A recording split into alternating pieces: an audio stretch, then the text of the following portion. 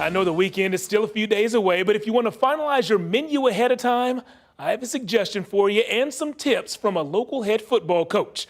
All that and more is in our segment called Gameday Grilling. It's time for a local coach to teach us some more barbecue tips that you can show off at your next game day watch party. And today's cut of meat is one that's been in California for decades and has finally made its way to the Lone Star State. Let's see what we're cooking up on Gameday Grilling.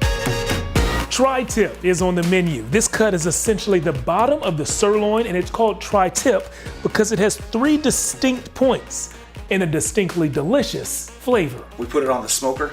And so now you're going to draw in that smoke, so it's going to have kind of a briskety taste, but with the texture of a sirloin. The search for those perfect end results starts by picking out the perfect steak, and that's one with the fat cap on. If it doesn't have that fat cap, then it's going to dry out a little bit more. I guess the theory behind it would be that the fat melts back into the meat as it's going down. Season with your favorite steak rub, which could be as simple as salt, pepper, and garlic powder.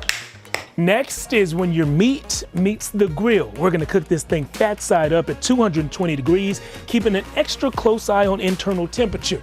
You don't wanna overcook things when the steaks are this high.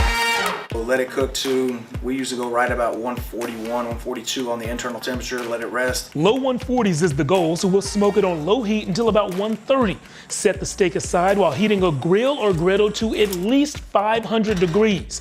Next up, sear the tri-tip for about a minute on each side. After letting it rest 10 minutes, it's time to slice. But be warned, the grain of a tri-tip runs in 2 different directions. Make sure you slice both parts against the grain. I like to add a homemade chimichurri with herbs, garlic, and sometimes lemon before grabbing a slice and savoring this West Coast cut in the Lone Star State.